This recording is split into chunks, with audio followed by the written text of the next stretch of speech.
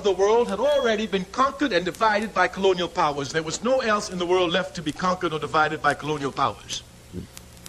This is the time when Zionism comes to rise. Zionism comes to look for a state when everywhere else in the world is already dominated. Thus, in order for Mr. Herzl to get a country for Zionists, what he did was to attach himself to imperialism, British imperialism in this case, quite specifically. Of course, as an African who suffered under the heels of British imperialism, I can have no love for it, and certainly I cannot love anyone who attaches themselves to it for the foundation of a state and then call this a liberation movement. Liberation movements fight against imperialism, not with it. The legal foundation of the State of Israel is what is known as the Balfour Declaration. This declaration was issued in 1917. A man in the government of Britain named Balfour wrote a paper and promised the Jews a national home. The national home he promised them was an area which Britain was colonizing, Palestine.